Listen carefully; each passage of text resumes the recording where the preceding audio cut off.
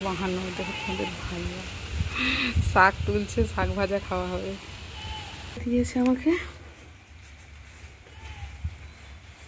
এখন কিন্তু ভাজবো। এগুলো এগুলো কুচিয়ে নেব আর এই পেঁয়াজ দিয়ে আর এই চুবড়ি বটি সব নিয়ে চলে এসেছি। এবার কুচিয়ে নেব। যেহেতু আমি এক হাতে ক্যামেরা ধরে রেখেছি, এখন আমি কিন্তু তোমাদের দেখাতে পারবো না কোচানোটা। তো পুরো ভিডিওটা দেখতে থাকো। জমি টাটকা শাক দেখো, মচমচে একদম সবুজ সবুজ কলমি শাক। এগুলো কিন্তু বাচ্চা, আর এগুলো কিন্তু এক্ষুনি তুলে এনে দিয়েছে। আবার বাগানে গেছে, বাগানে অ্যাকচুয়ালি গিয়েছিল শাক ঘাস উগড়াতে। তো আমি বলেছি যে এই শাকগুলো তোলো তো দেখি কেমন। তো বললো হ্যাঁ তুলে দিই। এর আগেও বাদা থেকে আমি তুলে নিয়ে আসি। আমাদের একদম সামনের বাদা, যে দেখালাম, নামিয়েছি জোর করে। এই যে শাকগুলো, এগুলো বেছে নেবো, নিয়ে একদম কুচিয়ে নেবো, নিয়ে ভাজবো। এগুলো তো কুচিয়ে নিয়েছি যেগুলো ভেজেছি। ও সরি, এগুলো কুচিয়ে নিয়েছি, এগুলো বেছেছি। আর এগুলো তো সবে এনেছে, এগুলো এখন একটু বেছে নেব। এদিকে কিন্তু সবগুলো আমার বাছা হয়ে গিয়েছে, কেটে কুটে নিয়ে এসেছি। এবার ধুতে যাব, ধুয়ে নিয়ে আসবো, তারপর ভাজবো। শাকটা কিন্তু ধুয়ে নিয়ে চলে এসেছি। আসসালামু আলাইকুম বন্ধুরা, আশা করি আপনারা সকলেই ভালো আছেন। আর আমি আজমির কিচেন অ্যান্ড ব্লগ আবার একটি রেসিপির ভিডিও নিয়ে এসেছি। অর্থাৎ রেসিপি নয়, দুপুরবেলা তখন বাজে 1:53। তখন কিন্তু আমাদের এই শাক পর্বটা এসেছে। বাড়ির পেছনে বাগানে গিয়েছিলাম, তখন ওই শাকটা তোমাদের ভাইয়া দেখতেই পেলেন, তোমাদের ভাইয়াকে দিয়ে শাকটা তুলিয়েছি। এদিকে কিন্তু শাকটা সমস্ত ধুয়ে নিয়ে চলে এসেছি, আর পেঁয়াজটাও অফ ক্যামেরায় কেটে নিয়েছি। আর এই বাগানের লঙ্কা, কাঁচা লঙ্কাটাও দেবো। দেখো এই বাগানটাতে, সরি এটা লোকের মানে বাদা, এই বাদা থেকে কিন্তু শাকটা তুলেছি, আর আমাদের পিছনের বাগান থেকে তুলেছি, দু জায়গা থেকে। সচরাচর আমি সামনে থেকেই তুলি, তোমার ভাইয়া কিন্তু কখনো নামে না, বাট আজকের কিন্তু আমি জোর করে নামিয়েছি। আমি বাগানে গিয়েছিলাম, চলে এসেছি। তো শাক কিছুটা তুলছিল, আমি বললাম এই কটা তুলে হবে না, আর একটু তুলে দাও। তো বলতে উনি তুলে দিয়েছে। তো চলে যাই শাক পর্বটা নিয়ে। আজকে কিন্তু দুপুরে শাক ভাজা দিয়েই খাওয়া হবে আমাদের। শাকটা কিন্তু পরিমাণে অনেকটাই তুলে নিয়েছি। এদিকে কড়াইয়ের মধ্যে তেল দিয়ে দিয়েছি, তেলটা গরম হতে থাকুক। এদিকে কিন্তু শাকের মধ্যে পরিমাণ অনুযায়ী লবণটা, হলুদ গুঁড়ো আর লঙ্কা গুঁড়োটা অ্যাড করে নেব। শাকটা তুলে দেওয়ার পরে দেয়, এটা আমি একসঙ্গেই দিয়ে দিই। এটাও আমার একটা পদ্ধতি বলতে পারেন। আর এটা শুধুমাত্র ফ্লেভারের জন্যই কিন্তু দিচ্ছি। শুকনো লঙ্কাটা সুন্দর একটা গন্ধ ছাড়ে, আর লঙ্কাটা দেওয়ার সময় ফট করে একটা আওয়াজ হয়েছে। তো শুকনো লঙ্কা যদিও একটু আপনারা দেবেন, তো একটু ভেঙে দেবেন, তাহলে কিন্তু এই যে ঠিকরে আসার বিষয়টা থাকে না। এদিকে কিন্তু যেই গন্ধটা ছেড়ে দিয়েছে, ভাজা ভাজা হয়ে গিয়েছে, যে পেঁয়াজ আর কাঁচা লঙ্কাটা কেটে রেখেছিলাম সেটা কিন্তু দিয়ে দেব। এই পর্যায়ে কিন্তু ভালো করে নাড়াচাড়া করে নেব। এদিকে কিন্তু ভিডিও দেখতে দেখতে অনেকটা কিন্তু এগিয়ে চলে এসেছেন, লাইকটা দিতে অবশ্য ভুলে গিয়েছেন। অবশ্যই কিন্তু লাইকটা দিয়ে দেবেন। আর চ্যানেলে যদি নতুন হয়ে থাকেন, অবশ্যই চ্যানেলটিকে সাবস্ক্রাইব করে পাশে থাকা বেল বাটনটি অন করে রাখবেন। তাতে করে নতুন ভিডিও আপলোড দেওয়ার সাথে সাথে নোটিফিকেশান পেয়ে যাবেন, আর সময় সুযোগ করে আমার ভিডিওগুলি দেখে নিতে পারবেন। পেঁয়াজটা কিন্তু লালচে হয়ে যাওয়া মাত্রই কিন্তু আমি শাকটা অ্যাড করে দিয়েছি। শাকে কিন্তু সব কিছুই দিয়ে নিয়েছি, শুধু নাড়ার পালা। আমি এই পদ্ধতিতে শাক ভাজাটা করি, আর তার জন্য কিন্তু শাকটা আমি মিহি না করে একটু গোটা গোটা মতো করে রেখেছি। এতে করে শাক ভাজাটা ভাজতে কিন্তু সুবিধে। অনেকেই কিন্তু অনেক কুচো করে এবং মাখা মাখা অবস্থাতেই রাখেন। আমরা কিন্তু সমস্ত উপকরণ সব দেওয়াই আছে, শুধু লাস্টে একটু ফ্লেভারের জন্য আমি অন্য কিছু দেব। তাতে করে শাক ভাজাটা অনেক সুন্দর হয়, এতে করে কিন্তু খেতে আমাদের অনেক ভালো লাগে। আমরা যেহেতু গ্রামের মানুষ, আমাদের কিন্তু শাক ভাজা কিছু হলেই আমাদের কিন্তু ভাতের থালাটা অনেক তাড়াতাড়ি ফিনিশ করতে পারি। শাক ভাজা হলে কিন্তু আমাদের অনেকটাই ভাত খাওয়া হয়ে যায়। আর শাকে থাকে তো অনেক পরিমাণে সবুজ ক্লোরোফিল থাকে, যেটা আমাদের স্বাস্থ্যের পক্ষে ও শরীরের পক্ষে ভালো।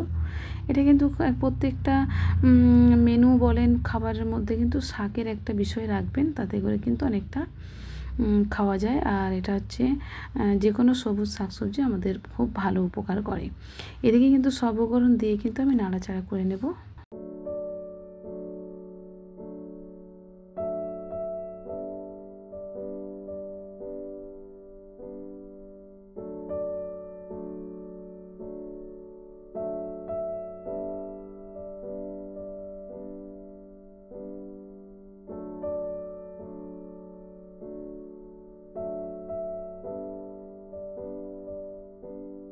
একটু নাড়াচাড়া করেই কিন্তু এবার আমি ঢাকা লাগিয়ে দেবো, যাতে একটু নরম অর্থাৎ জুড়ে যায়। সেই কারণে দেবো 5 মিনিটের জন্য। 5 মিনিট পরে ফিরে আসছি, দেখেন কতটা শাক কিন্তু একদম অল্প হয়ে গেল।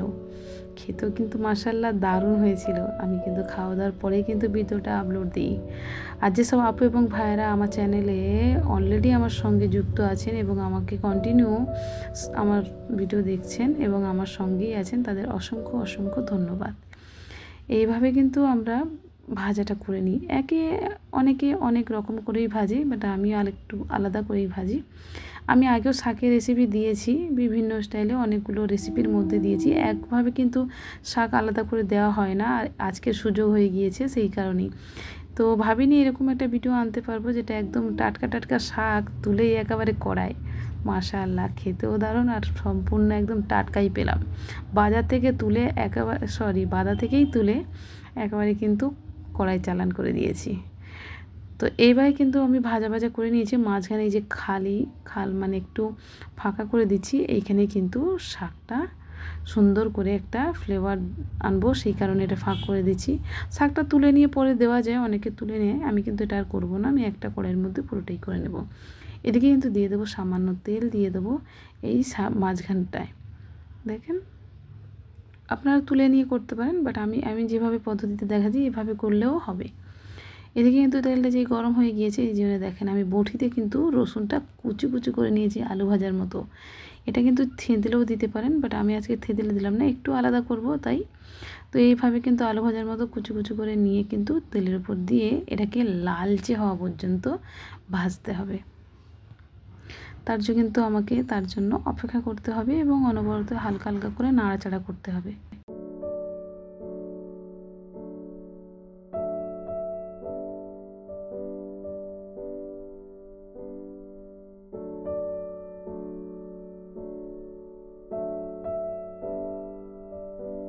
এদিকে দেখেন রসুনটা কিন্তু গোল্ডেন কালার হয়ে এসেছে, এছাড়াও কিন্তু নরম হয়ে গিয়েছে। তখন কিন্তু আমি এটাকে খুন্তির সাহায্যে কিন্তু একটু মানে নাড়াচাড়া করে একটু কেটে কেটে দেবো, যে কারণে যে একটু ভাজা ভাজা মতো হয়ে গেছে, নরম হয়ে গিয়েছে, সেই কারণেই এটা করে নিতে হবে। থেতলানোর ব্যাপারটা থাকে না, কুচু করে নিলে দেখতেও ভালো লাগে। তো এই পর্যায়ে কিন্তু দেখেন গোল্ডেন কালার হয়ে এসেছে। আমি কিন্তু আপনাদের একটু তুলেও দেখিয়ে দেব। কড়াতে কিন্তু মনে হচ্ছে যেন সাদা হয়ে আছে, কিন্তু এমনটা নয়, এটা গোল্ডেন কালার হয়ে গিয়েছে।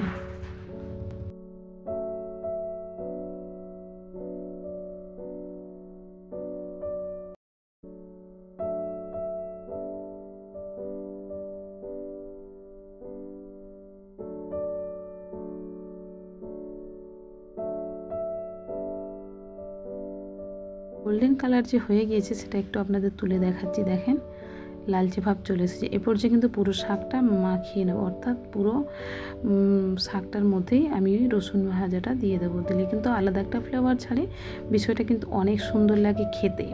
তো ভিডিওটি কেমন লাগলো অবশ্যই কমেন্ট করে জানাবেন। শাক ভাজাটা কিন্তু কমপ্লিট হয়ে গিয়েছে। এই পর্যায়ে কিন্তু আমি তোমাদের পরিবেশন করে দেখাবো। দেখেন কত সুন্দর আর টাটকা টাটকা শাক ভাজা। ভিডিওটি কিন্তু কেমন লাগলো অবশ্যই কিন্তু কমেন্ট করতে ভুলবেন না। আর ততক্ষণে সকলেই ভালো থাকবেন।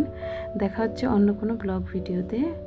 ততক্ষণে সবাই ভালো থাকবেন, সুস্থ থাকবেন, দোয়া করবেন আমি এবং আমার পরিবারের সকলেই যেন আল্লাহর রহমতে ভালো থাকতে পারি।